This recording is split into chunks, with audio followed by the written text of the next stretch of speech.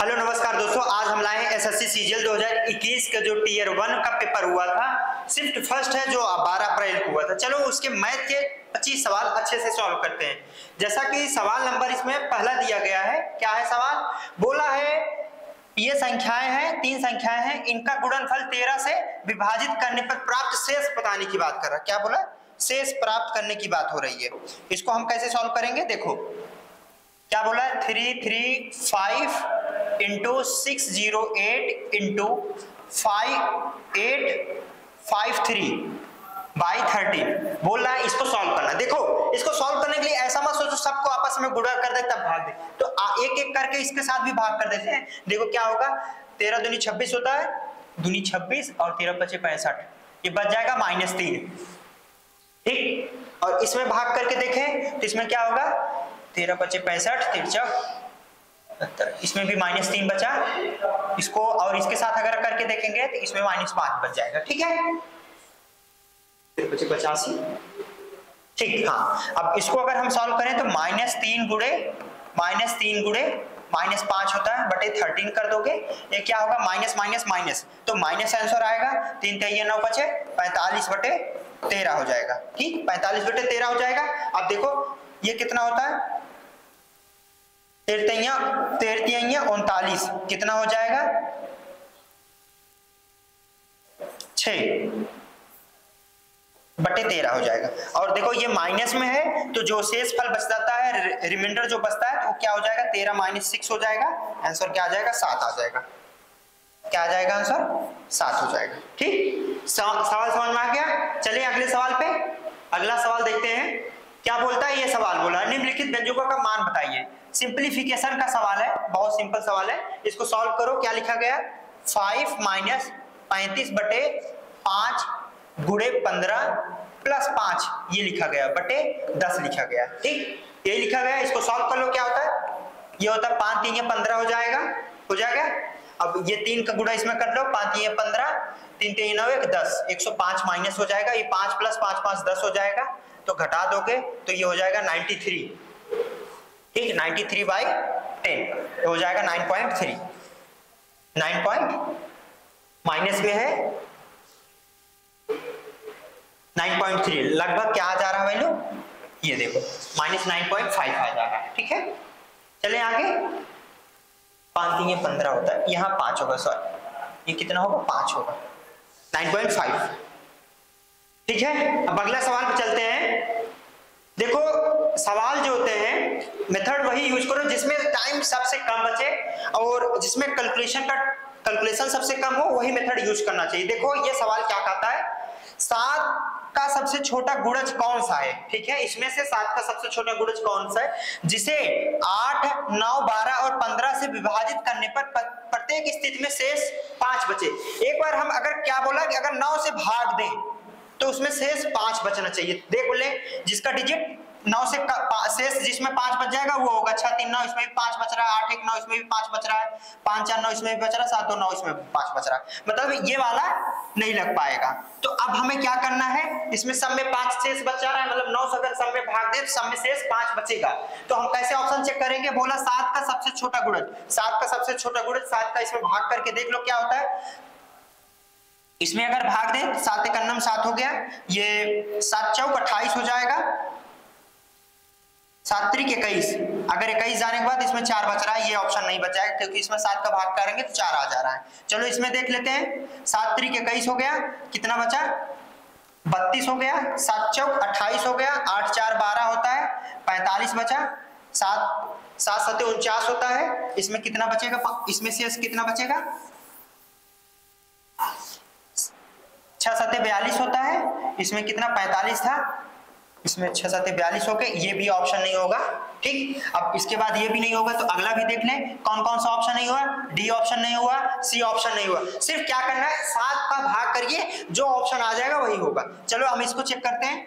7 1 9 7 हो जाएगा, 3 हो जाएगा, 7 3 21, 7 चौक 28 हो जाएगा, 7 5 35, 35 7 5 35 हो जाएगा, कितना बचेगा, 3 बच जाएगा, फिर 35 हो जाएगा, फिर 7 5 35 हो जाएगा। देखो इसमें पूर्णता भाग चला जा रहा है, बी ऑप्शन में पूर्णता भाग चला जा रहा है 7 का। तो ऑप्शन हमारा क्या होगा, ये नहीं होगा, ये एक से, हाँ ये नहीं होगा, ये नहीं होगा, 7 का भाग इसमें जा रहा है और बोल रहा है 7 का सबसे छोटा गुणज हो गया। इसको ऐसे सॉल्व करना था जो सेकेंडों में हो जाता। ये तो पहला मेथड था जो आपको एग्जाम में करना था। अगर हम सेकेंड मेथड की बात करें, सेकेंड मेथड की इसको सॉल्व कैसे करेंगे, क्या बोला, 8, 9, 12 और 15 से विभाजित करने पर प्राप्त शेष, प्रत्येक स्थिति में से 5 शेष बचे, तो क्या करना, पहले 8, 9, 12 और 15 का एलसीएम ले लो, उसमें लास्ट में 5 जोड़ दो, आंसर आ जाएगा। इस मेथड से करोगे तो बहुत लंबा टाइम जाएगा, इसमें एग्जाम में करोगे तो बहुत ज्यादा टाइम जाएगा, इसे नहीं सॉल्व करना है, ठीक है, समझ में आ गया। अगर सॉल्व करना था तरीका ये है, लेकिन उससे पहले क्या बोला, 7 से सबसे छोटा गुणाज बोला तो 7 का भाग कर लो, जो ऑप्शन आ जाएगा वही होगा। अगले सवाल पे चले, ये वाला बोला सवाल क्या बोलता है, ध्यान से देखो, पेट्रोल के मूल्य में 5% की वृद्धि हुई। वृद्धि से पहले पेट्रोल का मूल्य 82 रुपया था, 82 रुपये प्रति लीटर था। एक आदमी प्रतिदिन प्रति महीने 3045 किलोमीटर की यात्रा करता है और वह उसकी जो कार का माइलेज है 15 किलोमीटर के हिसाब से, तो 15 किलोमीटर के हिसाब से तो मतलब पर महीने उसको कितना पेट्रोल लगेगा ये निकालो, 15 दूनी 30, ठीक, 15 3 45, 203 लीटर उसको पर माह पेट्रोल लगता है, ठीक है। पहले 82 रुपया पर केजी था, अब 5% बढ़ गया है, 82 का 5% निकाल लो क्या होता है, ये कितना बड़ा वो पता चल जाएगा, इसमें गुणा कर दो, उतना एक्स्ट्रा देना पड़ेगा। ये देखो सॉल्व कर लो क्या हो जाएगा, 5 दूनी 10, 8 पंच 40, 1 41, ये हो जाएगा, और इसका भाग करोगे ये कट गया, क्या हो जाएगा 4.1 रुपया जो है RS पर लीटर उसको एक्स्ट्रा देना पड़ेगा। कुल कितना लीटर लेता है, 2 से 3, तो इसमें क्या करना है 4.1 का गुणा कर दो, इसको सॉल्व कर लो, यही आंसर होगा, ठीक है। इसको सॉल्व करते हैं क्या आएगा, 3 × 9 3। अब इसको सॉल्व करने का बहुत सारे तरीके हैं। अगर नियर अबाउट की वैल्यू देखोगे तो नियर अबाउट कैसे चेक करना है, चलो इसको नियर अबाउट कहा है कि नहीं बोला है, लगभग बताना है। तो अगर मान लो ये 4 है तो 4 3 12 हो गया, 4 दूनी 8 हो गया, 812 के आसपास, जो मतलब 812 के आसपास जो नियरेस्ट के अबाउट है ये हो जाएगा 832, ठीक है। नहीं तो इसको सॉल्व कर लो, आंसर निकाल लो। अगर इसको सॉल्व करना होता है तो इसको कैसे सॉल्व करोगे, देख लो, 203 × 4.1 लिखा गया है, इसको मल्टीप्लिकेशन करना, देखो 3 1 के 3 1 के 3 हो गया, फिर उसके बाद ये आगे बढ़ेंगे, 3 0 हो जाएगा, 4 3 12, 12 2 हाथ लागे 1 हो गया, फिर 1 1 में 1 2 हो जाएगा, फिर 12 मन से 0 हो जाएगा, ये 3 हो जाएगा, फिर उसके बाद 4 3 12, ये 12,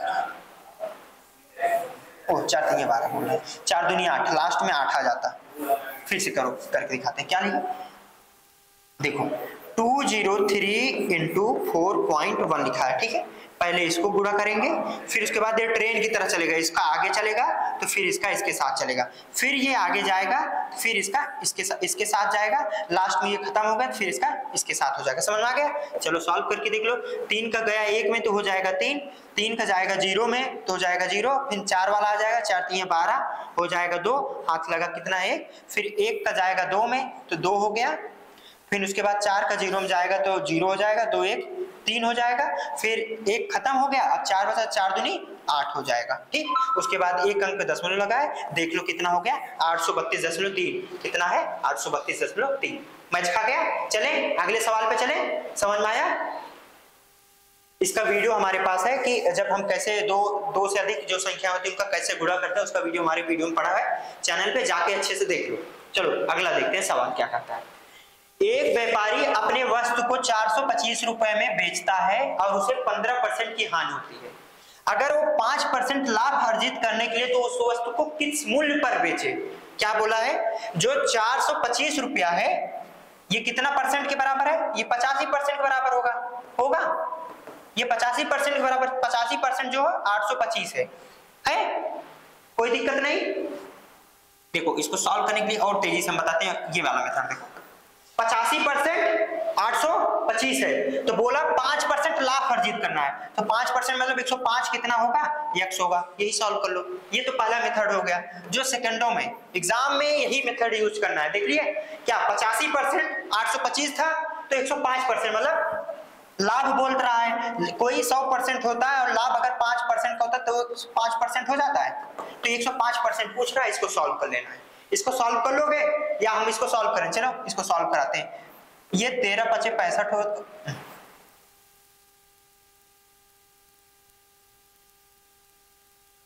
ये 17 × 5 = 85 होता है।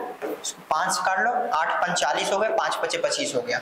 ये अगर हम बात करें तो ये तो सीधा सीधा 85 कट जाएगा, ये 85 से 85 कट जाएगा, 5 आ जाएगा। ये x की वैल्यू हो जाएगी 105 × 5, ये हो गया 25, 5 x की वैल्यू आ गई। ठीक, समझ में आ गया? आ गया समझ में? सॉल्व हो गया। चलो एक मेथड तो ये था, और अगले मेथड की अगर हम बात करें, उसको अगर हम नॉर्मल कैसे सॉल्व करें उसको देखें, तो देखो ध्यान से कैसे सॉल्व करेंगे। देखो क्या बोला है, एक व्यापारी एक वस्तु को 625 रुपए में बेचता। 15% हानि का मतलब क्या होता है? देखो 15% का मतलब होता है 3/20 होता है, इसमें कोई दिक्कत नहीं। मतलब पहले 20 में उसको उसके पास था, अब वो जो बेचा जा रहा है उसमें 17 रुपए में बेचता है। ठीक, जो 17% है वो किसके बराबर है? 425 के बराबर है। 425 के बराबर है, 17 425 के बराबर है, तो 20 कितना होगा? यही कॉस्ट प्राइस होगा। ये तो सेलिंग प्राइस था जो उसको 15% घाटे में हो रहा था। ठीक, तो 425, तो 17 बराबर 425, तो एक बराबर क्या होगा? 425/17 हो जाएगा। अब अगर इसको सॉल्व करें तो ये 85 × 5 लिखा गया था, तो 17 × 5 = 85, तो एक बराबर हो जाएगा 25, तो 20 बराबर कितना हो जाएगा? 20 बराबर हो जाएगा 25 दूनी 50, 500 हो जाएगा। 20 बराबर 500 हो जाएगा, मतलब यही कॉस्ट प्राइस हो गया। अगर कॉस्ट प्राइस क्या लिखा है? कॉस्ट प्राइस आ गया हमारे पास 500, तो बोला 5% का लाभ, तो इसका 5% कितना होगा? इसका 5% ऑफ सीपी, तो कितना हो जाएगा 5% ऑफ सीपी का? तो 5 गुणे लिखोगे 500/100 लिख दोगे, इस कट जाएगा। 5% 500 का हो जाएगा 25, तो बोला अब कितना, इसको कितने में बेचा गया होगा? तो 500 पहले था, 525 रुपए ज्यादा में, तो 525 बेचा गया होगा। वैसे सॉल्व करते हैं। देखो ये इतना लंबा मेथड है, ये देखो सेकेंडों में, बस इसमें कैलकुलेशन था। इसमें भी कितना आ गया है? 525। समझ में आ गया आपको कौन सा मेथड कहां पर यूज करना है? घर पे रहो, जितने मेथड आते हैं आप जितना सोच सकते हैं, सवाल को देखें, वेट करें और देखो कितने हम अलग अलग मेथडों से इसको सॉल्व कर सकते हैं। किस मेथड में कैलकुलेशन गुणा भाग जो है आसान हो सकता है, किसमें सबसे कम गुणा भाग करना होगा। ठीक है, कितना कम स्टेप में आंसर आ सकता है, वही स्टेप यूज करो एग्जाम में। चले अगले सवाल पे। अगला सवाल देखो क्या कहता है। एक वस्तु का अंकित मूल्य दिया गया है, ठीक, 625 रुपया।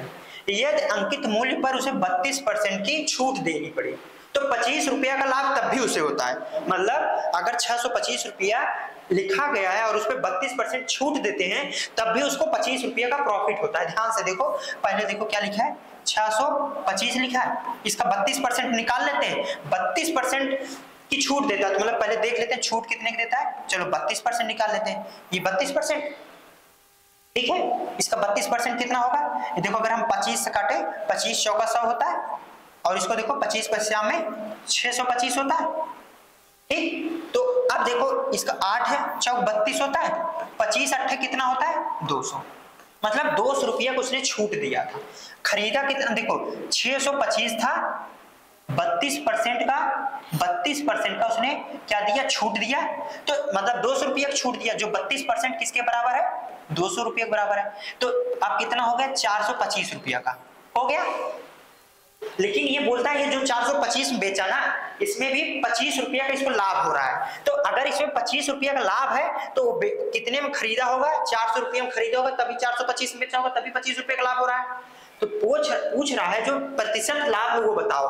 400 कितना? 25 रुपये ज्यादा कमा रहा है, कितने में? 400 में कमा रहा है, यही प्रतिशत पूछ रहा है। तो इसको 100 से कर दो, इंटू परसेंट कर दो, सॉल्व कर लो, ये हो जाएगा। इसको सॉल्व कर लो, क्या होगा? 5 चौक 20, 6 चौक 24, 6 पॉइंट समथिंग आएगा, या 6 पॉइंट समथिंग अगर देखोगे तो ये देखो 6 ऑप्शन होगा, ठीक है। चलो इसको देख भी लेते क्या होगा। 6 चौक 24 बचा 1, 4 दूनी 8 बचा 2, 4 3 12, 4 चौक 16, 2.64 के आसपास आ रहा है। तो मतलब क्या आंसर आएगा? अप्रॉक्स देखोगे तो ये 6 आ जाएगा। समझ में आ गया कितने सेकंडों में हो गया? ठीक है, आगे चले, आगे बढ़े, अगले सवाल पर देखें। चलो क्या सवाल कहता है ये देखो ध्यान से। सवाल है कहता है एक साधारण ब्याज पर कोई राशि 6 वर्षों में इतने रुपए हो जाती है। ये अमाउंट है जो ब्याज मिला और जो उसका एक्चुअल अमाउंट था जो दिया था, उस पर जो ब्याज लगा वो टोटल मिला के ये अमाउंट आ गया और 10 साल में वो 72,000 रुपए के बराबर हो जाता है। ठीक, यदि ब्याज की दर में 2% की वृद्धि की होती है तो कितने वर्षों में यह 76,000 हो जाएगा। 2 वर्षों मतलब 2% बढ़ाने के बाद। अब ध्यान से देखो, ठीक है, अब सवाल समझ में आ गया। अब चलो देखो क्या बोलता है, ध्यान से देखो। 6 ईयर में वो कितना हो जा रहा है 59,200 और जो 10 ईयर की बात किया जा रहा है 10 ईयर का, ठीक, 10 ईयर में कितना हो जा रहा है 72,000 72,000। अगर हम 4 साल की बात करें, ये 4 ईयर का गैप है, तो कितना इसमें ब्याज बढ़ रहा है ध्यान से देखें। इसको अगर हम घटा के देख लें कितना हो जाएगा 59,200 हो जाएगा, ये 008 92 11 हो जाएगा 1, कितना हो जा रहा है ये 4 साल में इतना बढ़ रहा है। 4 साल में जो ब्याज मिल रहा है वो 12,800 मिल रहा है। ठीक, तो अगर हम 1 साल की बात करें 4 3 12 4 2 8, 1 साल में उनको 32 रुपया मिलता है। ठीक है, समझ में आ गया। 1 साल में उनको कितना मिला 32 रुपया। आप ध्यान से देखो, ये तो है ब्याज जो मिला है। अगर हमें क्या पता चल जाए, कॉस्ट प्राइस पता चल जाए, ब्याज तो पता ही है, कॉस्ट प्राइस पता चल जाएगा तो वहां से हमें रेट पता चल जाएगा कितने % पे ये लग रहा है। अब ध्यान से देखो 6 साल में इतना हो जाता है और अगर 6 साल 1 साल का ब्याज इतना है तो 6 साल का ब्याज कितना रहा होगा। अगर इसे 6 से गुणा कर दें, 6 दूनी 12 6 त्रिक 18 1 19, ये 6 साल का ब्याज है, 6 ईयर का सिर्फ ब्याज है।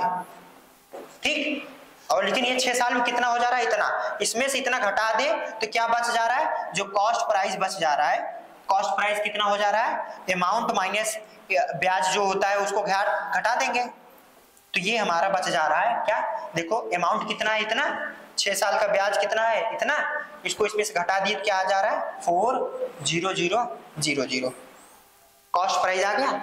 अब यहां से अगर हम इंटरेस्ट आ जाएगा 6 साल का, यहां से आ सकता है। देखो क्या हो गया, अगर हम 1 साल के तो कॉस्ट प्राइस दे दिया, रेट इतना ब्याज मिल रहा है वो दे दिया, इसको यहां सॉल्व कर लो, क्या मिल गया 32 रुपया ब्याज है, 40,000 वो देता है, तो R बराबर 1 साल के लिए ये 100 करोगे, इसको सॉल्व कर लो, ये 0 इससे कट जाएगा, ये 8 चौक 32 होता 80 रुपया, 8% आ गया। वहां से कितना आ गया, रेट क्या आ गया 8%। पहले कितना परसेंट था 8%, फिर बोला 2% अधिक कर देने पर, 2% अधिक मतलब अब रेट क्या है ये हो जा रहा, रेट क्या बोल दिया अब ये हो जा रहा, तो बोल रहा है कितने वर्षों में इतना रुपया हो जाएगा, कितने वर्षों में इतना रुपया हो जाएगा। ये चीज समझ में आ गई है। चलो अब इसके आगे हम देखते हैं ध्यान से। ठीक है, R बराबर दे दिया और अमाउंट दे दिया, कॉस्ट प्राइस हमें पता है, कॉस्ट प्राइस क्या है 40,000, तो इसको निकाल सकते हैं ये कि कॉस्ट प्राइस अगर हम अमाउंट में घटा देते हैं तो ब्याज आ जाएगा, कितना हो जाएगा ये हो जाएगा, इतना ब्याज मिला है उसको, ये मिला है उसको पूरा ब्याज, कोई दिक्कत नहीं, ये पूरा ब्याज मिला है, रेट ये है, इतना ब्याज मिला है, तो इसको सॉल्व कर लो। चलो कुछ इस चीज को मिटा दे, ये चीजें समझ आ गई है। चलो देखो ध्यान से,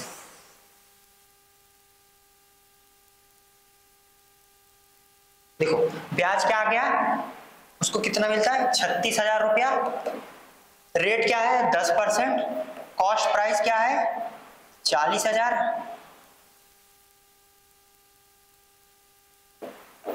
कितने साल के लिए हमें नहीं पता, मान लो x बटे 100 कर लो, बस इसको सॉल्व करना है।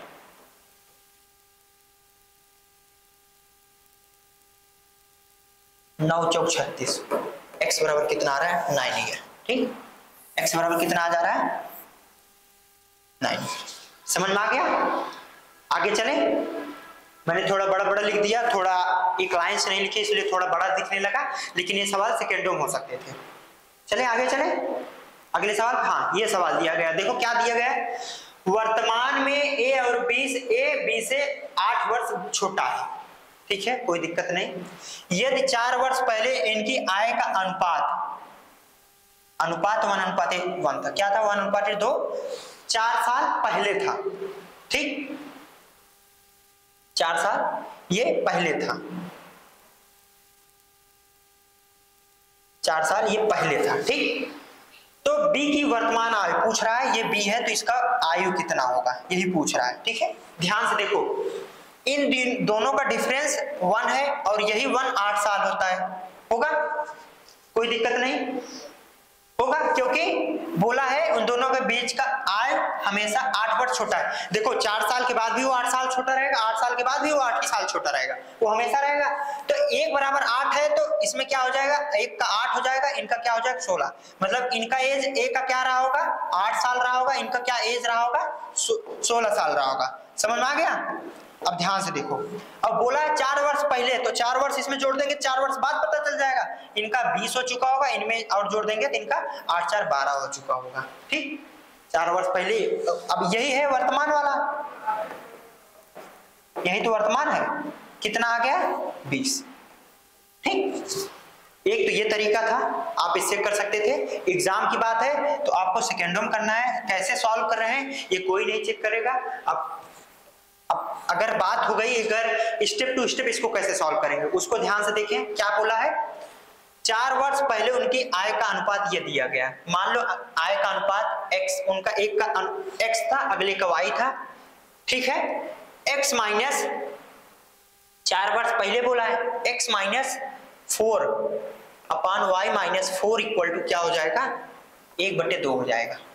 4 वर्ष पहले इनकी आय का अनुपात ये हो गया। एक्स वाई जो है वर्तमान के आयु का अनुपात है, ठीक है, एक्स वाई का। और बोला है एक इक्वेशन ये हुआ, इसको सॉल्व करना, और यहां से क्या बोला, जो एक्स है वाई से 4 साल छोटा है वर्तमान का, मतलब एक छोटा है, ये बराबर क्या हुआ 8। एक इक्वेशन ये दिया गया। अगर एक्स वाई मान के सॉल्व करना है, देख लो, इसको सॉल्व कर लो, आंसर ला दो, ठीक है। आगे चले, इससे सॉल्व कर लोगे। चलो हम आगे देखते हैं अगला सवाल क्या बोलता है। 9 क्रमागत संख्याओं का औसत 20 है तो उसमें सबसे छोटी संख्या ज्ञात करो। देखो 9 क्रमागत अगर हम बात करें तो ये इधर कितना संख्या होगी 4 होगी, और इधर कितनी संख्या होगी 4 होगी, कोई दिक्कत नहीं। और ये वाली संख्या की बात, ये बीच वाली संख्या 4 संख्या, 4 संख्या 1 4 4 8 1 9 संख्या हो गई। बोला इन सभी का औसत 20 है, तो जो सेंटर होगा तो वही 20 होगा, तभी इन दोनों का औसत 20 आएगा। औसत का मतलब ये 20 आएगा। देखो क्रमागत मान लो 1 हो गया, 2 हो गया, 3 हो गया, ठीक। अब बोला इसकी औसत बताओ, तो यही 2 होगा, हमेशा होगा। कैसे देख लो, 3 2 5 1 6, 6 बटे क्या लिखोगे 3 संख्या है, 3 लिखोगे, 3 दूनी 6, फिर 2 आ गया, ये देख लो आ गया। बीच वाली संख्या ही औसत संख्या होती है। अब चलो क्रमागत और संख्या की बात करें, देखो 1 2 3 4 5, ठीक है। अगर हम इसकी बात करें कितना हुआ 5 1 6 4 2 6, ठीक, 6 6 12 3 15, 15 बटे कितनी संख्या है 5, 5 3 3। देखो फिर ये बीच वाली संख्या क्या है, यही औसत है। समझ में आ गया। चलो अब देखो, अगर कोई 4 ही संख्या जैसे 3, चलो कहोगे क्या होगी संख्या 1 2 3 और 4, 4 संख्या है, तो इसका औसत क्या होगा 2 से बड़ा 3 से छोटा 2.5 होगा। करना देख लो, 4 2 6 6 3 9 1 10, 10 बटे 4 करोगे कितना आएगा देख लो, 5 बटे 2 हो जाएगा, ये 2.5 आ जाएगा, ठीक है। समझ में आ गया। तो मतलब औसत 20 होगा। तो बोला सबसे छोटी संख्या 4 पीछे चलना है, 20 में से 4 घटा दो क्या होगा 16। देख लिए कितना आसानी सॉल्व कर सकते थे। समझ में आया ये जो बताए कि 20 कैसे हुआ। चलो हम आगे चलते हैं। अगर नहीं तो अगर सॉल्व करना है, ये तो एग्जाम की बात हो गई, अगर आपको सॉल्व करना है वो किताबी मेथड देखना तो आप सॉल्व करो। पहला संख्या मान लो x, अगला मान लोगे x + 1, अगला मान लोगे x + 2, वैसे सॉल्व कर लो। 9 संख्याएं मान लो, उसके बाद उसको करके सॉल्व कर लो, ठीक है। चलो अगला सवाल करते हैं। हर साल ऐसे सवाल आते ही आते हैं, और ऐसे सवाल बहुत सरल होते हैं, बहुत सिंपल होते हैं। ध्यान से देखो क्या बोला है, ABC एक काम को क्रमशः 8, 10 और 12 दिनों में कर सकते हैं। एक साथ मिलकर काम पूरा करने के बाद उन्हें कुल इतना रुपए प्राप्त होता है सबको, और B का हिस्सा कितना है पूछ रहा है। देखो जो पैसा होता है ना वो क्षमता के हिसाब से बढ़ता है।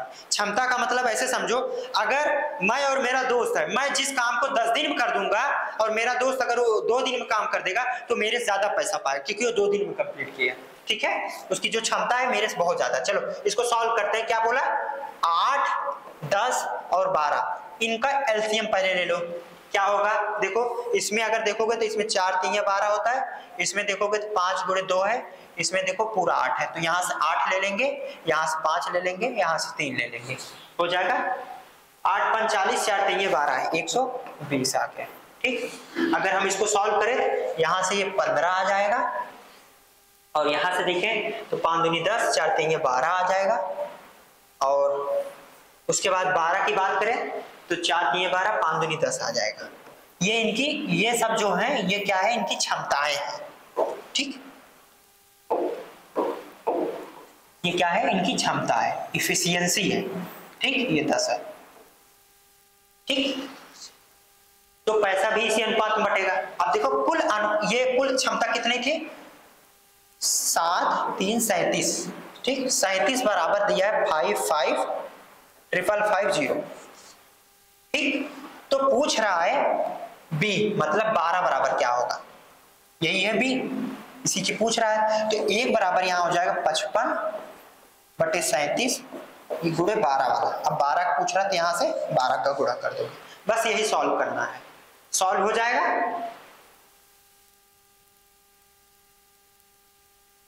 ठीक, इसको सॉल्व कर लोगे, आगे बढ़े, आगे बढ़े, चलो हम आगे बढ़ते हैं।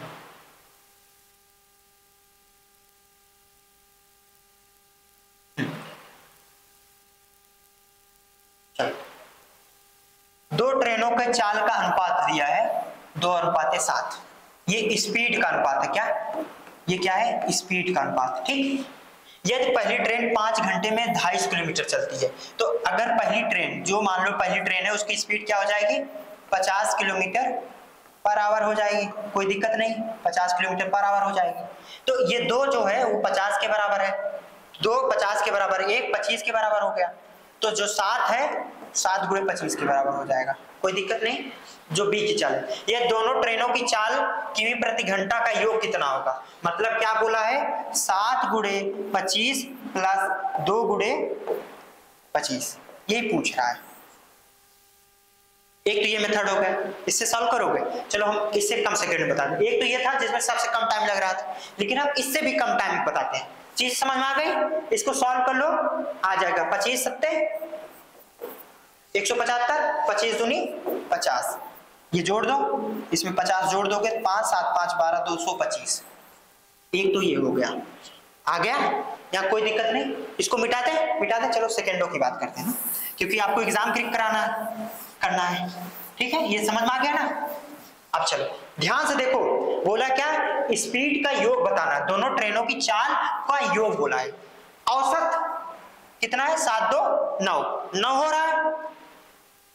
अब ध्यान से देखो, अनुपातों का योग ही तो उन दोनों का औसत का योग होगा, क्योंकि इनमें एक कॉमन फैक्टर होगा, वही इससे अलग किया गया है। कहोगे कैसे, जैसे मान लो ये 2x बटे 7x यही लिखा गया होगा ना, x कट गया होगा, 2/7 यही लिख दिया गया। अब बोला योग, तो मतलब 2x प्लस 7x यही पूछा जा रहा है, ना। इसका मतलब क्या है, ये हो लिखा गया 9x लिखा गया है, तो मतलब जो भी संख्या होगी ये x वो 9 से पूर्णतः विभाजित होगी, क्योंकि 9 का उसमें गुणा है, कुछ नहीं देखना है, यहां समझ में आ गया ना। चलो 9 से वो पूर्णतः विभाजित होगी ना, 7 2 9 से भाग करो, जो पूर्णतः विभाजित है वही आंसर है, कुछ चेक ही नहीं करना। चलो देख लो, इसमें जाएगा 9 का, 5 2 7 इसमें नहीं जाएगा, इसमें देखो 7 1 8 नहीं जाएगा, इसमें देखो 5 1 6 नहीं जाएगा, 5 4 9 हो गया 9। अब कहोगे 9 की डिविजिबिलिटी की बात की जाए, जब कोई 9 की 3 और 9 के लिए एक ही फार्मूला होता है। जब कोई संख्या 2, 2, 5, 6, 8 ऐसे कुछ भी लिखा गया, अगर ये 3 या 9 से विभाज्य है तो मतलब इन सभी का डिजिट का सम कर लो पहले। क्या मतलब 2 + 2 + 5 + 6 + 8 कर लो। अगर इसमें 2 या 9, 3 या 9 का भाग जा रहा है तो इसे 9 या 3 से पूर्णतः विभाजित भी होगी। तो जैसे ये 225 9 हो रहा है तो इसमें 9 का भाग जाएगा। चेक ही नहीं करना था, इसमें फार्मूला ही नहीं लगाना था, आपको स्पीड जाना ही नहीं था। ये सब आपके लिए उस हिसाब से फालतू में दिए गए थे, सिर्फ यहाँ से आंसर आ गया। समझ में आ गया? आगे बढ़े अगले सवाल पे, देखिए कैसे सेकेंडों में कर सकते हैं। इसलिए बोले कोई भी सवाल हो सबसे पहले थोड़ा सा टाइम दो, देखो हम इसको किस मेथड से सबसे कम टाइम में लगा सकते हैं, और ये तभी पता चलेगा जब आप बार बार हर सवाल का प्रैक्टिस करेंगे। ठीक है, चले अगले सवाल पे। देखो ये सवाल दिया गया, चलो इसको अगर सॉल्व करने के लिए बोला जाए तो कैसे सॉल्व करोगे, ध्यान से देखो।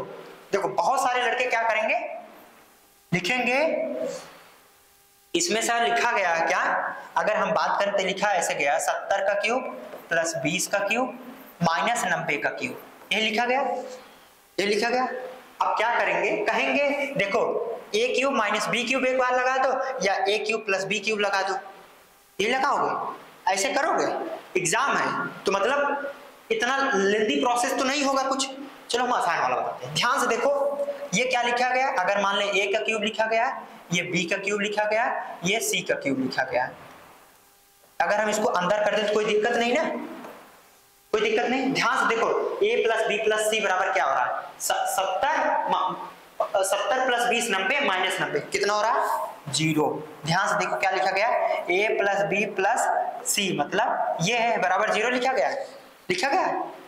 जब a plus b plus c बराबर 0 होता है तो एक बात बताओ, a cube plus b cube plus c cube बराबर क्या होता है, 3ab होता है कि नहीं होता है, होता है। कुछ नहीं करना था, क्या लिखा गया है, क्या लिखा गया है, सी की जगह पे माइनस सी लिखा गया तो माइनस में आ जाएगा ये, क्योंकि माइनस लिखा गया, माइनस 3ab लिखा गया तो आंसर क्या होगा, ध्यान से देखो माइनस होगा, ये दोनों कट गए, 3 होगा, a का मान क्या है 70, b का मान क्या है 20 और c का मान क्या है 90, ये लिखा गया। कुछ नहीं, इसको सॉल्व कर लो क्या होगा। अब देखो सॉल्व करने का इसका भी बहुत सारा मेथड है, कैसे सॉल्व करोगे, देखो 2 ऑप्शन ये कट गए हैं, अब ये ऑप्शन बच रहा है और ये ऑप्शन बच रहा है, ठीक। अब ध्यान से देखो, इसमें लास्ट डिजिट सिर्फ देख लो, देखो 9 त्रिक 27 मतलब लास्ट डिजिट 7 हो गया, 7 दूनी 14 लास्ट डिजिट 4 हो गया, 7 चौक 28 लास्ट डिजिट 8 हो गया, लास्ट 8 हो गया। हमें सॉल्व ही नहीं करना, लास्ट डिजिट इसमें देख लो 8 है, इसमें तो 8 कहीं है ही नहीं, फिर तो ऐसे कट गया, ऑप्शन क्या बचता है, सिर्फ 1। ठीक है, समझ में आया। इसको कैसे सेकेंडों में कर सकते थे, नहीं तो ऐसे सॉल्व करना था, तो आप लोग उस मेथड से करिए, कोई दिक्कत नहीं। इसको क्या मानेंगे, a का क्यूब प्लस b का क्यूब, a का क्यूब प्लस b का क्यूब, इसका फार्मूला लगाएंगे, क्या होता है a प्लस b, एक कोष्टक में फिर लिखेंगे a का स्क्वायर प्लस b का स्क्वायर माइनस ab, एक बार ये लिखेंगे या माइनस वाला लगाएंगे, उससे सॉल्व करेंगे, बहुत बड़ा आएगा, उसे सॉल्व नहीं करना है। समझ में आ गया कैसे हम सेकेंडों में इसको सॉल्व कर दिए। चले आगे बढ़े, ऐसे ही सवाल को देखना, एक बार खुद ट्राई करो कि हम इसको और कैसे सॉल्व कर सकते थे। नहीं तो अगर ऐसे नहीं सॉल्व करते बहुत लोग, तो अगला मेथड क्या करते हैं, तीसरा मेथड से ऐसे सॉल्व करते हैं। ऐसे भी नहीं सॉल्व करना है, कैसे, क्या लिखा है 70 का क्यूब लिखा है, 20 का क्यूब लिखा है, 90 का क्यूब, तो आसान हो गया। अगर हम यहाँ से 0 0 की बात हटा के अगर देखें तो क्या लिखा है, 7 का क्यूब क्या होता है 343 होता है, 343 होता है, 3 0 लगा तो 3 0 हो गया। फिर बात कर गया 20 का क्यूब, 20 का क्यूब क्या होता है, 20 का क्यूब 2 दूनी 4 दूनी 8 होता है, 3 बार 0 लगा दोगे, ऐसे सॉल्व करोगे। फिर क्या करेंगे, 9 लिखा है, 9 9 81 700 7 9 8 9 72 9, ये हो जाएगा। फिर इसमें 3 0 लगा दोगे, ये इसको सॉल्व करो, करना तो इससे भी कर लो, लेकिन देखो उससे कम टाइम में कैसे आ गया। मेथड वही जो सबसे कम टाइम में आंसर आए, ठीक, वही मेथड यूज करना है। बहुत सारे मेथड से आंसर आ सकता है, लेकिन हमें कौन सा यूज करना है, जो सबसे कम टाइम में लगे और आंसर सटीक आ जाए। ठीक है, अगले सवाल पे चलते हैं। क्या इसमें लिखा गया है, x plus y plus z बराबर 11, x y plus y z plus z x बराबर -6, x cube plus y cube plus z cube बराबर 1604। तो एक्स वाई जेड की वैल्यू बताओ।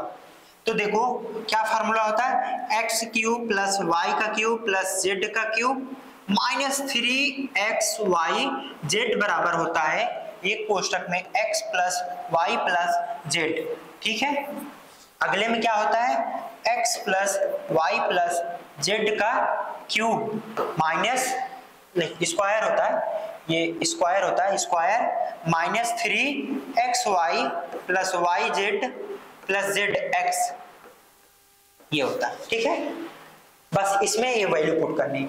इसकी वैल्यू पूछ, ये इसकी वैल्यू दी गई है, कितना है 604 -3xy जेड दिया गया है, x plus y plus z की वैल्यू 11 दी गई है। ठीक, और इसमें क्या लिखा गया है, ध्यान से देखो, x plus y plus z का स्क्वायर मतलब इसका दिया क्या 11 का square -3xy plus y z plus z x बराबर दिया गया क्या -6। ठीक, यही सॉल्व करना है। ठीक है, कर लो। 11 ग्राम में 121 हो जाएगा, 6 3 18। इसको देख लो क्या हो रहा है, 8 1 9 9 3 1 इंटू 11। इसको सॉल्व कर लो, यहां से देख लो, इसको भी सॉल्व कर लो। 11 9 99, 11 3 33, 2 11 की 11 4 15, ये हो जाएगा। ठीक है, ये इतना हो जा रहा है, इसको इस साइड लाओ, इसको इस साइड लाओ, तो क्या हो जाएगा 1604 मन से 1529 घटा दोगे तो ये हो जाएगा 3xyz। इसको सॉल्व कर लो, 9 5 14 होता है, ये 9 मन से 2 गया, 7 2 9 हो गया, बाकी 0, ये 3xyz, ये 15। ये देखो कट करने के बाद क्या आ रहा है, 3 दूनी 6 2 और 3 5 5 3 15, xyz बराबर क्या आ गया 25। ठीक है, समझ आ गया। चलो हम आगे चलते हैं अगले सवाल पे। क्या कहता है, देखो, एक समकोण त्रिभुज की दो लंबवत भुजाओं के बीच का अंतर, एक समकोण त्रिभुज है, ठीक, बोला है लंबवत भुजाएं, एक इसको x मान ले, इसको y, तो बोला x माइनस वाई बराबर 17 दिया है। क्या दिया है, x माइनस वाई बराबर 17। ठीक है, और क्षेत्रफल दिया गया, क्षेत्रफल अगर हम बात करें तो क्या होता है 1/2 त्रिभुज में जो समकोण त्रिभुज होता है तो उसका ये होता है क्षेत्रफल, ये दिया है 84। ठीक है, 84 होता है। अब ध्यान से देखो, इन दोनों का अंतर 17 दिया गया है। ठीक, तो कैसे हम सॉल्व कर सकते हैं, अगर ये 7 होता, ठीक, अब एक चीज याद रखो, जो अगर देखो 3 4 5 जो ट्रिपलेट की बात की जाती है, जब देखो एक समकोण त्रिभुज है जिसमें ट्रिपलेट, अगर एक 3 है तो दूसरा वैल्यू क्या होगा 4, अगला 5। कैसे होता है, 3 का वैल्यू क्या होता है 9, 3 का स्क्वायर 9, 9 को 2 भागों में बांटे तो 4 और 5 होता है। 3 की जगह अगर हम 5 करें तो 5 की वैल्यू हो जाएगी 25, और 25 का 2 भाग करें तो 12 और 13 हो जाता है। समझ में आ गया। जब विषम संख्याएं हो, जैसे 3 5 और 7 हो, 7 क्या होता है 7 7 49 मान लो, 49 का 2 भाग में करोगे 24 और 25 हो जाएगा। समझ में आ रहा है, देखो कितना आसानी से हम इसको निकाल। तो देखो अगर बोला इन दोनों का डिफरेंस, अगर इन दोनों का डिफरेंस देखोगे कितना होगा 17 होगा। ध्यान से देखो 7 और 24 में 17 हो रहा, तो बोला इन दोनों का डिफरेंस क्या बोला है 17, तो वैल्यू क्या रही होगी, एक की 7 रही होगी, एक की 24 रही होगी, ये 25 रही होगी। ये चीज समझ में आ रहा है, ये वाला कहीं नोट्स बना के लिख लेना। कैसे, आपको ट्रिपलेट याद करने की जरूरत भी नहीं पड़ेगी, दिमाग में रहेगा। अगर 3 है तो 5 4 हो गया, 5 है तो 25 हो जाएगा, 12 15 हो जाएगा, 12 और 13 हो जाएगा, 7 मतलब 49 मान लो, 49 को 24 और 25 में तोड़ दो। ठीक है, समझ में आ गया। ऐसे 9 का कर सकते हैं, 9 का करने के लिए क्या, इसमें 3 से गुणा कर दो, 3 3 9 हो जाएगा, 4 3 12 हो जाएगा, और 5 3 15 हो जाएगा। ठीक है, आगे चले। ठीक है, समझ में आ गया। ये 7 हो गया, 24 हो गया, ये 25 हो गया, क्षेत्रफल दिया है, तो परिमाप पूछा है, इन सभी का सम पूछा है। अगर इसको एक और दे दे तो 25 दूनी 50 हो गया, और ये इसमें 6 था 56 सीधा। ठीक है, करने का इसका भी बहुत सारा तरीका है, जोड़ लो। अगर जोड़ना है तो कैसे जोड़ोगे, परिमाप क्या लिखोगे? परिमाप क्या है? 25 प्लस 24 प्लस 7। नहीं तो ऐसे सीधे सकते हो, ये 25 है तो एक इसको इससे ले लेगा, ये भी 25 हो जाएगा, 25 25 50, इधर 6 बच गया, 26 56। समझ में आ गया? चले अगले सवाल पे। ठीक है, अगर एक्स वाई मान करना था तो इसको पहले सॉल्व करते, यहाँ एक्स और वाई की वैल्यू आती। सेकेंड मेथड की अगर हम बात करते, एक्स और वाई की वैल्यू निकालते, फिर उसके बाद सब सॉल्व करके एक्स वाई जेड इन सभी की वैल्यू निकाल के सॉल्व कर लेते, हो जाएगा। चले आगे अगले सवाल पे। हाँ, ये सवाल दिया गया है, क्या दिया गया ध्यान से देखो। एक त्रिभुज है एबीसी, क्या है? त्रिभुज एबीसी, कोण बी समद्विभाजित है, मतलब बी का एंगल जो है 2 बार काटा गया। एसी बिंदु, ध्यान से देखो सवाल, ठीक है, यहां से देखो एंगल बाइसेक्टर दिया है ना। चलो, क्या कोण जो बी है, कोण जो बी है इसको बी मान लेते हैं, करने में आसानी होगी। ए बी सी दिया गया है, ठीक, कोई दिक्कत नहीं। ए सी बिंदु डी पर मिलता है,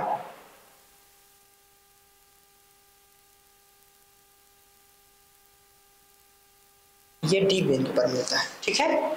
और बोला समद्विभाजित मतलब ये कोण और ये कोण बराबर है, समान दो भागों में कटता है।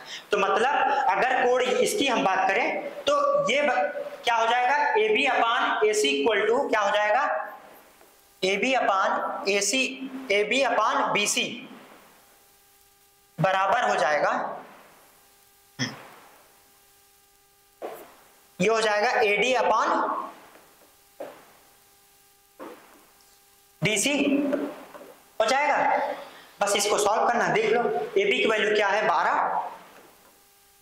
बी सी की वैल्यू दिया है 18, ए डी की वैल्यू मतलब इसमें बोला है ए सी, 3 वैल्यू दिया है, ए बी की value a b upon b c हो गया, फिर ए सी की वैल्यू दी है, ए सी की वैल्यू दी गई है ना ए सी की। तो ए सी की वैल्यू अगर हम ए डी मान लें, अगर हम इसको x मान लें तो इसको क्या लिख देंगे? 15 माइनस एक्स लिख देंगे। तो ये क्या हो जाएगा? 15 माइनस एक्स अपान एक्स। इसको सॉल्व करना है, इसको सॉल्व कर लो। 9 दूनी 18 होता है, 6 दूनी 12 होता है, 2 2 से कट गया, ये हो जाएगा 2, ये हो जाएगा 3। तो क्या हो जाएगा? इसको सॉल्व करोगे 2/3 equal to 15 minus x upon x. इसको सॉल्व कर लोगे, ये हो जाएगा 2x, ये हो जाएगा 15 3 45 माइनस 3x, ये उधर हो जाएगा 5x बराबर 45। x की वैल्यू निकाल लो, 9 5 45 होता है, ठीक। x की वैल्यू ये 9 हो जाएगी, 9 6 15, 6 और ये हो जाएगा। AD की वैल्यू क्या आ जाएगी? 6, ठीक है, समझ में आ गया?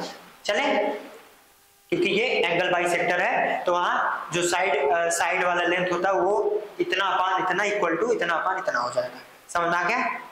अगला सवाल देखते हैं क्या लिखा गया है। 2 उभयनिष्ठ स्पर्श रेखा AC और BD 2 ऐसे समान वृत्तों को क्रमशः बिंदु AC BD पर स्पर्श करते हैं जिसमें से प्रत्येक की त्रिज्या 7 सेंटीमीटर है, और यदि BD की लंबाई 48 दिया गया तो AC की लंबाई पूछ रहा है। BD की लंबाई दिया गया कितना? 48। तो ये कौन सा है? ये डायरेक्ट कॉमन टेंजेंट है। क्या है? डायरेक्ट कॉमन टेंजेंट है। और इसको देखें तो ये कौन सा है? ट्रांसवर्सल कॉमन टेंजेंट है, ठीक। तो अगर हम इसकी लंबाई बात करें, किसकी? BD की लंबाई, ठीक, इसमें ये होगा, ठीक है। अगर हम लंबाई की बात करें तो BD बराबर क्या हो जाएगा उस जगह पे? BD बराबर हो जाएगा अंडर रूट D का square plus R1 plus R2 का स्क्वायर, ठीक है। या मतलब इसमें से ये वाली जो लंबाई है ये और इसकी लंबाई, ठीक है। अगर एक का R1 मान ले, एक का एक R मान ले, ये हो गया। और वहीं पर DTC की वैल्यू अगर हम पूछें तो AC की वैल्यू यहाँ से पहले हम निकाल लेते हैं। BD की वैल्यू जो कि दिया गया कितना? 48 है। तो ये क्या हो जाएगा? D का स्क्वायर, यहाँ पर माइनस होगा, सॉरी क्या होगा यहाँ पर? ये माइनस होगा, ठीक होगा। यहाँ क्या हो जाएगा, R1 प्लस R2 मतलब 14 का स्क्वायर हो जाएगा, ठीक। इसको अगर हम सॉल्व करते हैं तो क्या हो जाएगा इधर, 48 का स्क्वायर इक्वल टू D का स्क्वायर, या हम ऐसे सीधा इसको लिख सकते थे, 14 का स्क्वायर उधर लेके जाते तो D का स्क्वायर इज इक्वल टू हो जाता 48 का स्क्वायर प्लस 14 का स्क्वायर, ठीक। अगर इसको हम ध्यान से सॉल्व करें तो a square plus b square लिखा गया है, इसको हम सीधा सीधा लिख सकते थे, क्या लिख सकते थे, 48 प्लस 14 का स्क्वायर माइनस 2ab लिख सकते थे, 2 गुणे 48 इंटू 14, इसको सॉल्व कर लेते पूरा क्या आता 2500 वैल्यू आ जाती d के स्क्वायर। तो यहाँ d बराबर क्या आ जाता है 50, ठीक आ जाता है, d बराबर 50 आ गया। अब देखो क्या बोला, डायरेक्ट कॉमन टेंजेंट, AC बराबर क्या होगा, AC की लेंथ जो पूछी जाएगी वो क्या होगा, d का square minus r minus R1 का स्क्वायर होगा, ठीक। r माइनस R1 दोनों एक ही जैसे हैं तो ये हो जाएगा 0, क्योंकि 7 माइनस 7 गया 0, तो d की वैल्यू क्या आ जाएगी, मतलब यहाँ से भी AC की वैल्यू क्या आ जाएगी 15, कोई दिक्कत नहीं है। कौन सा ऑप्शन है, सी ऑप्शन, समझ में आया है। चले आगे, इसमें ये फॉर्मूला आप लोग अच्छे से याद कर लीजिएगा, कौन सा, ये dt dct का और डायरेक्ट कॉमन टेंजेंट का यहाँ पर ये वैल्यू लिखी गई है, ठीक है। ये दोनों आपके लिए बहुत इंपॉर्टेंट है, अगर भूल जाते हैं जहाँ शॉर्ट्स नोट बना के रखे हैं, शॉर्ट्स नोट्स, वहां पर इसको लिख लीजिए। चले आगे अगले सवाल पे, क्या कहता है ये सवाल, ध्यान से देखें। 60 सेंटीमीटर त्रिज्या वाले एक गोले तथा 7 सेंटीमीटर त्रिज्या वाले और 10 सेंटीमीटर ऊंचा वाले एक शंख के आयतन का अंतर पूछ रहा है। देखो अंतर पूछ रहा है, ध्यान से देखो, अगर हम सॉल्व करने की बात करें, देखो जो गोले का आयतन होता है, वॉल्यूम ऑफ गोला मतलब स्फीयर लिख सकते हैं, तो ये क्या होता है 4/3 पाई r क्यूब होता है, कोई दिक्कत नहीं, ध्यान से को। अब वॉल्यूम ऑफ कोन, ठीक, कोन का क्या होता है 1/3 पाई r स्क्वायर h होता है ना। ध्यान से देखो, बोला है सेंटीमीटर दोनों में त्रिज्याएं समान है, त्रिज्याएं समान है, त्रिज्याएं समान है। अब ध्यान से देखो, अगर हम h की बात करें, ठीक, इसमें और इसमें एक r की बात करें, क्या लिख सकते हैं इसको, r स्क्वायर इंटू r लिख सकते हैं, ध्यान से, क्या इसको लिख सकते हैं r स्क्वायर इंटू r लिख सकते हैं, ठीक, कोई दिक्कत नहीं। ध्यान से देखो, सभी चीजें यहां से लेके इतनी चीजें इसमें सेम है, इतनी चीजें इसमें सेम है, तो h बराबर क्या हो जा रहा है, बोला वैल्यूम सेम है तो लिख दो h बराबर क्या हो जा रहा है 4r हो जा रहा है, आ जा रहा है, h बराबर क्या हो गया 4r, ठीक। तो शंख के बीच का आयतन h बराबर 4 आ जा रहा है, ठीक है। तो डिफरेंस ऑफ आयतन में क्या होगा, h की वैल्यू 4r के बराबर हो रही है, ठीक है, समझ में आ रहा है। तो अगर क्या बोला, ऊंचाई कितना दिया है 10 दिया है, ऊंचाई दिया कितना 10 दिया है, ये 10 दिया है, तो लेकिन बोला और रेडियस का 4 गुना होना चाहिए था, 10 दिया है 4 गुना, अगर 7 चौक 28 होना चाहिए था, और कितना है वो 10 दिया है, तो कितना कमी है 18 कमी है, कितने में 28 के, ठीक। उसके बाद क्या लिखोगे, हाँ वॉल्यूम ऑफ स्फीयर लिख दो, ठीक, यही होगा डिफरेंस, होगा डिफरेंस, यही होगा कि नहीं होगा। अब इसको सॉल्व कर लो, क्या होगा 18/28, वॉल्यूम ऑफ स्फीयर क्या होता है 4/3 लिख दो, पाई r क्यूब मतलब 7 गुणे 7 लिख दो। देखो इसको सॉल्व कर लो, 7 चौक 28, 4 कट गया, ठीक, 6 त्रिक 18, 6 हो गया। अब यहां से बचा क्या, पाई की वैल्यू क्या होती 22/7 हो जाएगा, ये 7 से कट गया, उसके बाद 7 क्या बच जा रहा है लास्ट में 6 गुणे 22 गुणे 7, यही बच जा रहा है। देखो इसको कैसे सॉल्व करोगे बताओ, यहां से ध्यान से देखें, लास्ट डिजिट सिर्फ देखें क्या लिखा है, 6 दूनी 12, 2 हो गया, 7 दूनी 14, लास्ट डिजिट 4 होना चाहिए, लास्ट डिजिट किसमें है 4, 2 में, एक में 704 लिखा है, एक में 924 लिखा है। ध्यान से देखो, इसको अगर सॉल्व करना होगा तो क्या होगा, ठीक है, अब ध्यान से देखें तो इसमें क्या होगा, अगर 6 गुणे 7 होता है तो क्या लिखते हैं, 6 7 42 गुणे 22। ठीक, अगर अप्रोक्सीमेट अगर इसको 40 और इसको 20 मानते हैं, 4 दुनिया 800 से ज्यादा आंसर होता, 800 से ज्यादा आंसर सिर्फ सी ऑप्शन। समझ में आया? एक तो ये मेथड था, समझ में आया? चलो एक बार फिर से इसको अच्छे से हम समझाते हैं, हटाते हैं। देखो समझ में आ गया, आगे बढ़ते हैं। ये चीज समझ में आ गई, ये वॉल्यूम ऑफ स्फीयर हो गया, आयतन है गोले का, ये आयतन है किसका, कोन का। ठीक, ध्यान से देखें तो जो H है क्या है, H, ठीक, इसमें R है। ठीक, डिफरेंस कितना हो रहा है, 4R इक्वल टू H हो जाएगा, क्योंकि क्या बोला है, आयतन दोनों के बराबर हैं। ठीक है, एक 7 सेंटीमीटर त्रिज्या वाले एक गोले तथा एक 7 सेंटीमीटर त्रिज्या वाले 10 सेंटीमीटर ऊंचे वाले कोन के आयतनों के बीच का अंतर पूछा है। ठीक, अब ध्यान से बोले, अगर H की वैल्यू क्या हो जाएगी, 4R लिख दे तो दोनों के आयतन बराबर हो जाएंगे। H बराबर अगर 4R लिख दें, क्या H बराबर अगर 4R हो जाए तो दोनों के आयतन बराबर हो जाएंगे। हाँ हो जाएंगे, कोई दिक्कत नहीं, रख के देख लो। अगर H बराबर यहाँ 4R लिखे तो ये सब मैच खा जाएगा, बराबर हो जाएगा।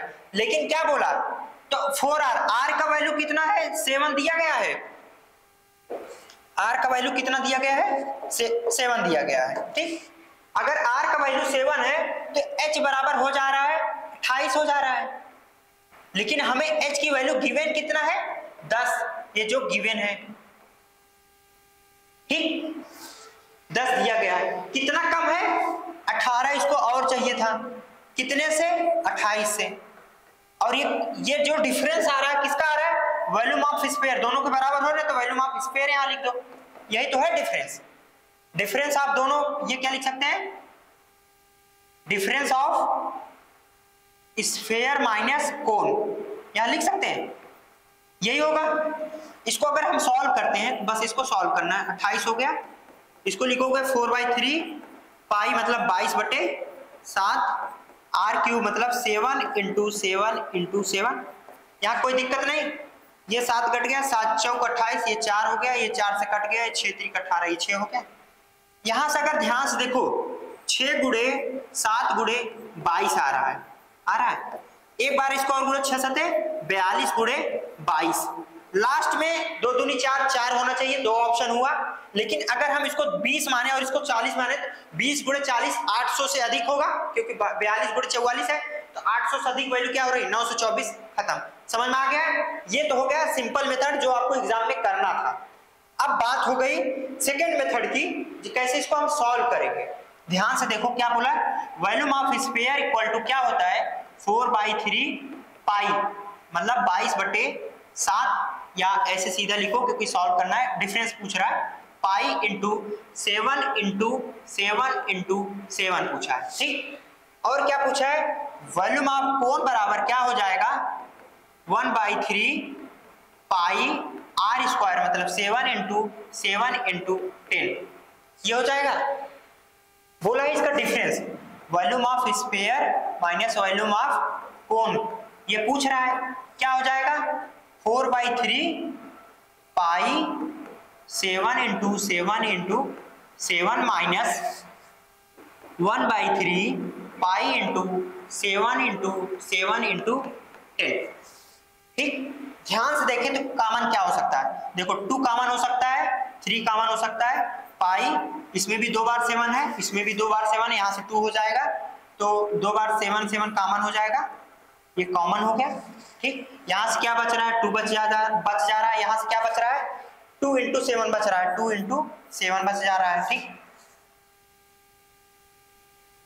2 × 7 माइनस इधर से क्या बच जा रहा है, इधर सिर्फ क्या बच रहा है, 5 बचा रहा है। ठीक, इसको सॉल्व करना है, इसको सॉल्व कर लो, 2/3 पाई की वैल्यू हो जाती है 22/7, 7 × 7 × ये कितना हो, 14, 14 1 से 5 गया 9।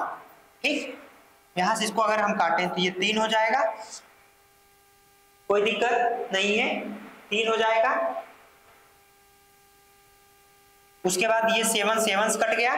ठीक, उसके बाद यही वैल्यू आ जा रही है, क्या आ रही है, देखो 7 त्रिक 21 दूनी 42, 42 गुणे 22, इसको सॉल्व कर लो, जो आएगा आंसर फिर से वही हो गई। 40 गुणे 20 लगभग 800 से ज्यादा आएगा, 2 दूनी 4, जिसमें 4 होगा, लास्ट डिजिट क्या होना चाहिए, 4 होना चाहिए। यहां से देखोगे तो लास्ट डिजिट 4 दोनों में है, लेकिन 800 से ज्यादा वैल्यू 924 हो रही, और गुणा करोगे तो 924 आ जाएगा। समझ में आ गया?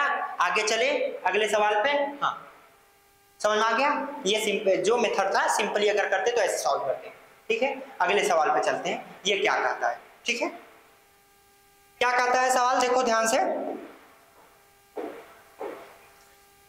2 sin theta plus 3 cos theta upon cosec theta plus sec theta दिया है, मान निकालना है। दिया क्या है, 3 sec square theta plus tan theta minus 7 equal to 0। यहां अगर हम tan 40 थीटा बराबर 45 डिग्री रखें तो ये क्या हो जाएगा, 2 हो जाएगा, 2 दूनी 2 हो जाएगा, 3 दूनी 6 हो जाएगा, tan 45 का वैल्यू 1 हो जाएगा, 7 माइनस 7 0। मतलब थीटा की वैल्यू 45 रखने पर ये इक्वेशन सेटिस्फाई हो रहा, मतलब थीटा की वैल्यू 45 होगी। यहाँ पर थीटा की वैल्यू 45 रखो, आंसर निकाल लो। 2 45 की वैल्यू 1/√2 हो जाएगा, प्लस 3 cos थीटा का मान 1/√2 हो जाएगा, अपॉन कोसेक थीटा मतलब √2 हो जाएगा, प्लस सेक थीटा मतलब √2 हो जाएगा।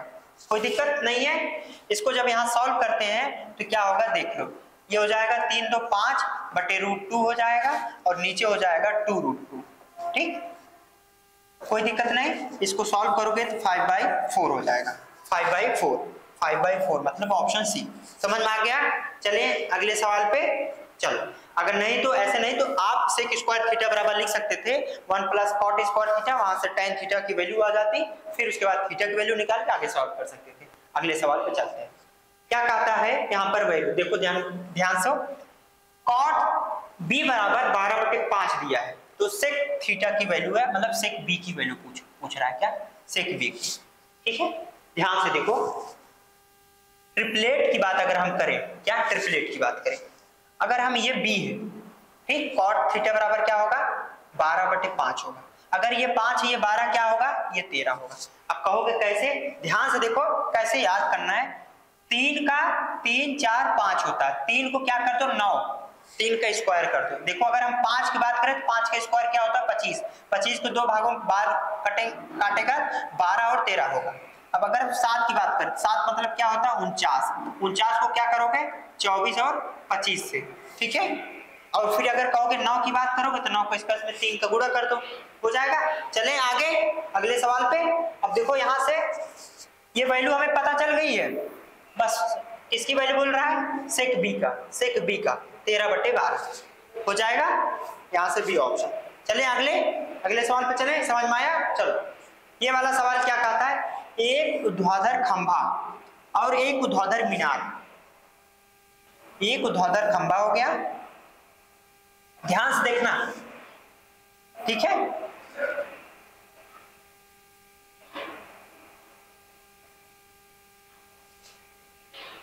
मीनार एक समतल जमीन पर इस प्रकार है, खंभे की शिखर से मीनार के शिखर का उन्नयन कोण 60 दिया है,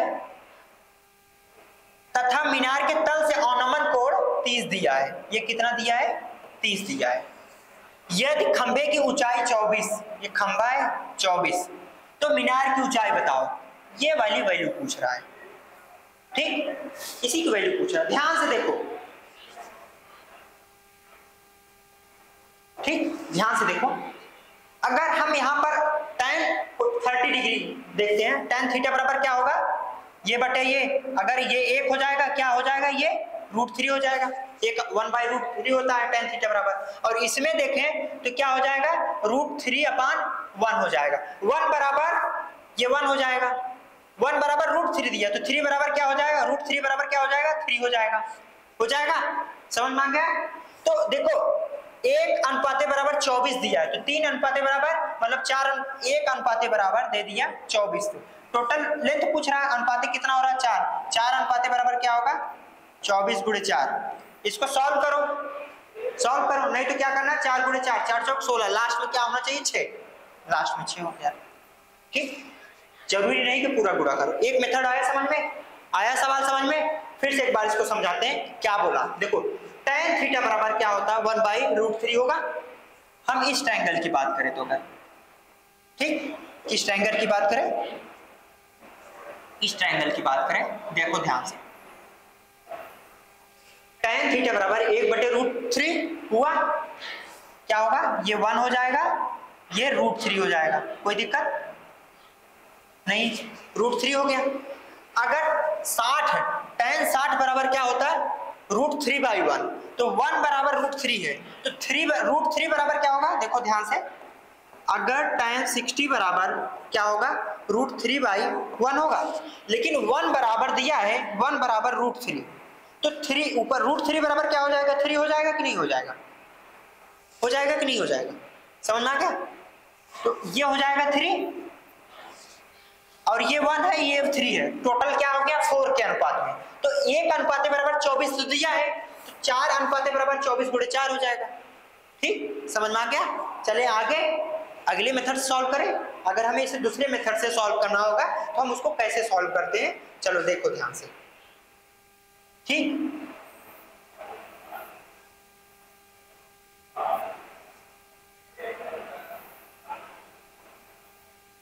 ये उन्नयन कोड 60 दिया है और अवनमन कोड 30 दिया था। कहां से दिया था, शिखर और कहां दिया था, किसके शिखर से, खंभे के शिखर से, तो अवनमन 30 था, इसका यहां से उन्नयन 30 हो जाएगा, कोई दिक्कत नहीं। ये दिया है 24, कोई दिक्कत नहीं। देखो tan थीटा बराबर क्या होगा 24/x, ध्यान से देखो, यहां से हो जाएगा tan थीटा मतलब 60 बराबर हो जाएगा 1/√3 इक्वल टू 24/x होगा। तो x की वैल्यू क्या हो रही है, x की वैल्यू यहां से आ जा रही है, इसको सॉल्व कर रहे हो, x इक्वल टू 24√3 हो जाएगा। x की वैल्यू ये है, यही x है, ये x है तो ये भी x होगा, ठीक। अब यहां इसमें देखें तो इसकी बात की जाए तो इसमें क्या होगा, tan 60 बराबर √3/1 होगा, ये क्या होगा, ये बटे ये अनुपात ये होगा, इसकी वैल्यू मान लो क्या है p है, ठीक, इसकी वैल्यू p है तो इसका वैल्यू x है, क्या हो जाएगा p/x हो जाएगा, जहां x की वैल्यू क्या है 14√3, तो p बराबर क्या हो जाएगा √3 इंटू x की वैल्यू क्या है 24√3, तो इसको सॉल्व कर लोगे 24 इंटू 3 हो जाएगा, p की वैल्यू आ गया। अब पूछा है क्या, पूरा लेंथ पूछा है, ये पूछा ना, तो p + 24 होगा, इसी में 24 और ऐड कर दो, ये p की वैल्यू टोटल लेंथ हो जाएगा, टोटल लेंथ क्या हो जाएगा 24 इंटू 3 + 24, फिर से वही बात हो गई 24 इंटू 4 की बात हो गई, 4 चौक 16, फिर से आ गया, समझ में आ गया। ये है दूसरे मेथड से। आगे चले अगले सवाल पे, समझ में आ गया चीजें, ये था पहला मेथड जो आप अगर एग्जाम में करते तो इसमें सेकेंडों में लगता, सेकेंडों में सॉल्व हो जाता, ये था अगला मेथड, दूसरा मेथड। आप चाहें तो इसको ऐसे भी सॉल्व कर सकते थे, ठीक है। आगे बढ़े अगले सवाल पे चले, ये है अगला सवाल, क्या बोला है ध्यान से देखो, एक पाई चार्ट है, एक परिवार का विभिन्न पदों पर होने वाले मासिक व्यय के बारे में दर्शाया गया, ठीक है।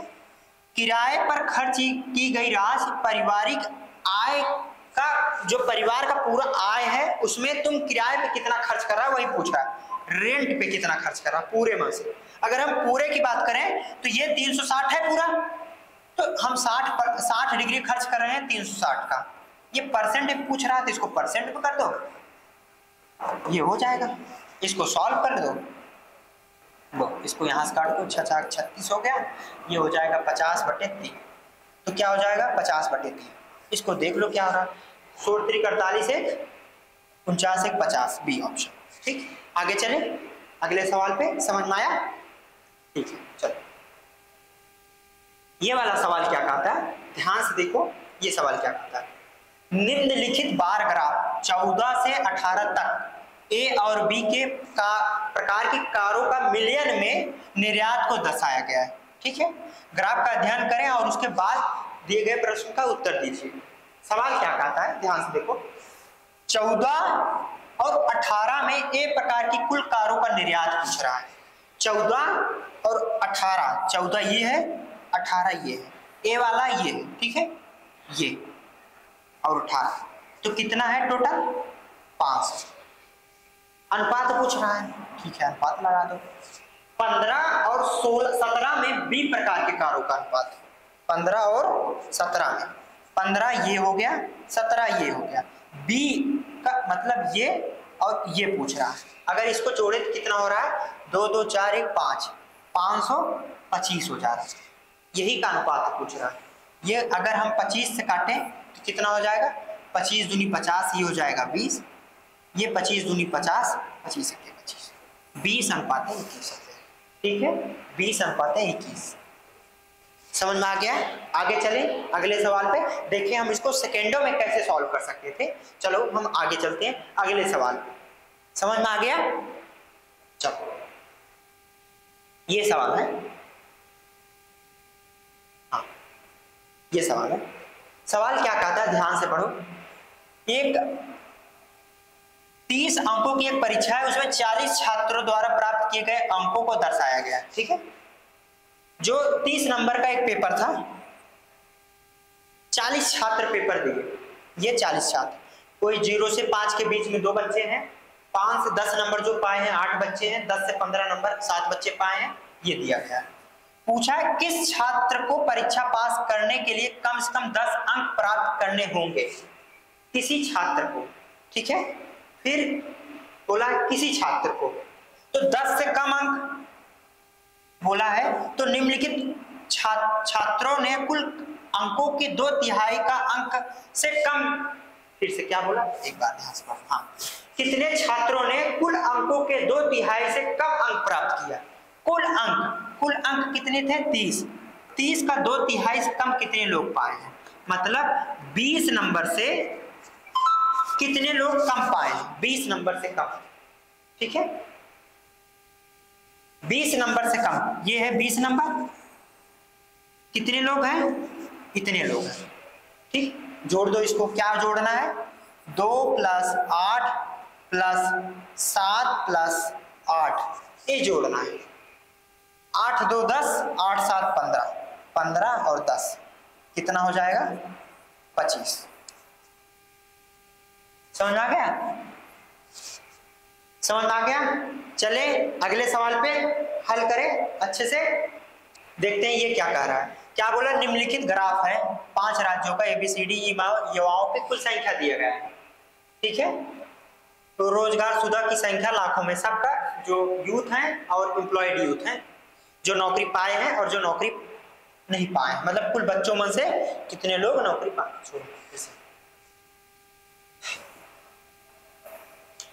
यह सवाल क्या कहता है, निम्नलिखित बार ग्राफ 5 राज्य ABCD में युवाओं की कुल संख्या लाखों में और रोजगारशुदा युवाओं की संख्या लाखों में दर्शाया गया है। क्या बोलता है सवाल, राज्य A, C और E के मिलाकर कुल युवाओं की संख्या,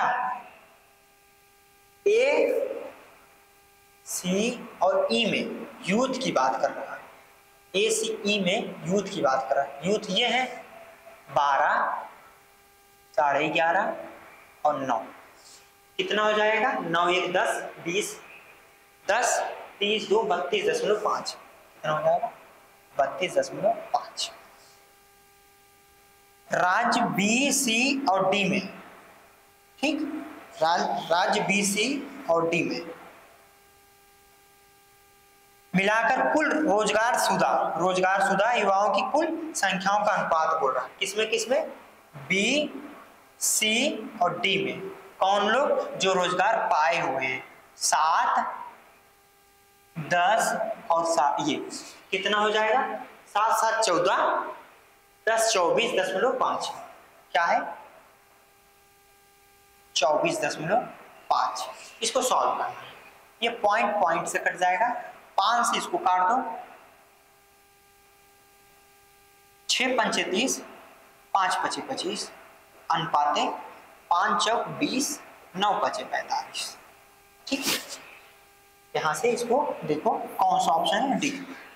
ठीक है, लास्ट सवाल था। अगर वीडियो आप लोगों को अच्छा लगा हो तो चैनल को सब्सक्राइब कर लीजिए और वीडियो को लाइक कर दीजिए, जिससे कि हमें मोटिवेशन मिलता रहे। हम इसी तरीके से जितने प्रीवियस ईयर पेपर हैं एसएससी सीजीएल 2021 का ये है, 21 का जो 21 सेट है इसको जैसे खत्म होगा, अगला सेट है हमारा एसएससी सीजीएल 2022 का जो 42 सेट आया था, फिर इसको हम सॉल्व करेंगे। उसके लिए आप लोगों को सिर्फ वीडियो को लाइक करिए, अच्छे से देखिए। जहां पर आप लोगों को परेशानी है, हम एक से अधिक मेथड भी बता रहे हैं जिससे आप लोगों को हेल्प होता रहे कि कोई भी सवाल सॉल्व करने से पहले हमें उसको देखना है कि हम किस मेथड से करें कि सवाल कम से कम स्टेप में सॉल्व हो सके। ठीक है, चलो चलते हैं। जय हिंद।